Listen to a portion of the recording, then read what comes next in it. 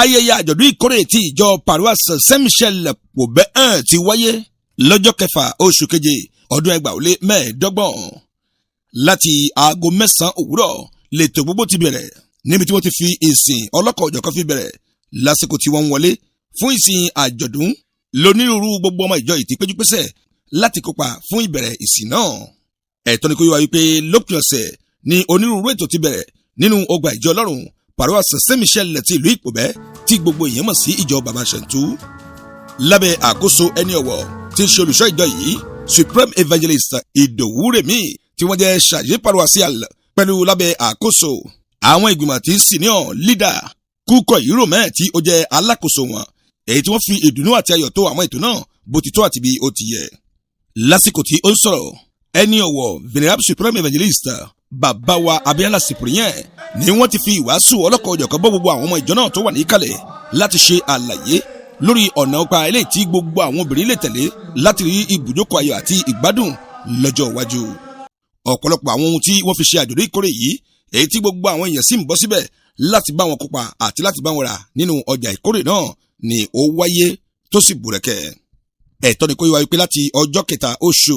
ìkeje ọdún 2025 ní ètò gbogbo ti bẹ̀rẹ̀ nínú ìjọ Saint-Michel ti ìlú Ìpòbẹ́ tí gbogbo èèyàn mọ̀ sí ìjọ Baba Shantu. ní ìparí aláǹfààní láti súnmọ́ Supreme Evangelist bàbá wa Ìdòwú Rẹ̀mí tí wọ́n jẹ́ chargé paroissial ẹgbẹ́ gbólóhùn ọ̀rọ̀ tí wọ́n sọ lẹ́nu ọ̀pá gbòǹgbòǹ iléeṣẹ́ Ọ̀sọ́lọ́ TV. iná mi dùn fún oore yóò Olúwa ṣe lọ́pọ̀lọpọ̀ fún alẹ́ ẹ̀ka ìjọ Saint-Michel òun náà ni pé ẹ̀bá ròyìn ọlọ́tún ló sì léwájú lẹ́yìn lọ́tún ni sàdí pé ó ti pọ̀jù a kò lè sọ pé ayọ̀ wá ṣe pọ̀ tó fún oore Ọlọ́run ṣe fún alẹ́ ẹ̀ka ìjọ Saint-Michel nítorí pé kò wọ́pọ̀ ní ẹ̀ka ìjọ wọn láti máa rí wọn. ọdún ẹ̀bọ̀ náà aṣojú gbogbo wa oníkankan ní nínú wa ògógùn tán ire owó ire ilé ire ayọ̀ àlàáfíà mọ́tò àńkọ́lé aṣọ mèremère láfu fúnṣán fúnra wa. ẹni tó mójútó ètò ọ̀hún débi tí òde senior leader Kúkọ̀ Ìròmẹ́ alákòóso fún ìgbìmọ̀ àjọ̀dún àwọn náà pẹ̀lú kóṣà ìsọgbóhùn tiwọn náà léyìí tí máa rọ ìpè kí ajíjọ gbọ́. àdúpẹ́ lọ́dọ̀ àwọn yẹ́ fúwe pé wọ́n yẹn jẹ́ pé wa àdúpẹ́ lọ́dọ̀ àwọn yẹ́ kò rí ẹ̀yẹ láti wá náà ìjọ mímọ́ lágbàáyé parapọ̀ kó dúpẹ́ lọ́dọ̀ ẹ̀wọ̀n kó sì gbàdúrà kan lé ọ̀pọ̀ ọdún lọ ṣe tọrọ kọ́bọ̀ yẹ wọn wá kẹ́wọ́ nà sínú ìjọ mímọ́ lé ní bọ́lọ́run bá fẹ́ ìwòye ọdún yẹn ń bọ̀ wọn á padà wá ká wá jẹ́rìí sínú ọ̀rọ̀ Ọlọ́run. Venerable Senior Evangelist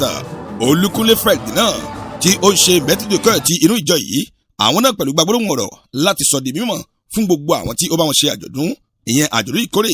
inú ìjọ paroisse Saint-Michel ti ìlú Ìpòbẹ́ 1 èyí tó wáyé lọ́jọ́ 6 oṣù keje ọdún 2025. mo fi àsìkò yìí mo fi dúpẹ́ lọ́wọ́ Ọlọ́run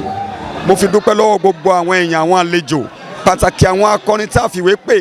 láti Kútọ̀nù Àjàṣẹ́ Sàkété Àjáwẹ̀rẹ̀ àti àwọn tó wà ń Pòbẹ́ níbí náà pé kí wọ́n wá darapọ̀ mọ́ wa mo dúpẹ́ pé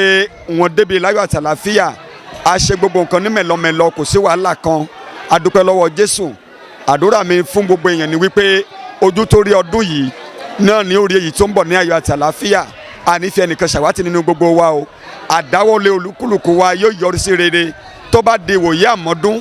Jésù yóò ti tún ṣe oore tó pọ̀ ju ilé yìí lọ fún gbogbo wa. ǹjẹ́ pẹ̀lú ọpẹ́ àti ìyìn pẹ̀lú ìdùnnú ní gbogbo ọmọ ìjọ náà ti fi ń dúpẹ́ lọ́wọ́ Ọlọ́run lórí àṣeyọrí èyí tí ó bá ìjọ Ọlọ́run paroisse Saint-Michel ti ìlú Ìpòbẹ́ tí gbogbo èèyàn mọ̀ sí ìjọ Baba Shantu fún ayẹyẹ àjọ̀dún eléyìí tí ó wáyé ọ̀hún tó sì dùn tí gbogbo kan sí. ká súnmọ́ ìṣẹ̀lẹ̀ àti ìyàbọ̀ ìròyìn fún iléeṣẹ́ Ọ̀sọ́lọ́ TV Abudu Ọláníjà ló gba àwòrán àti ohùn sílẹ̀.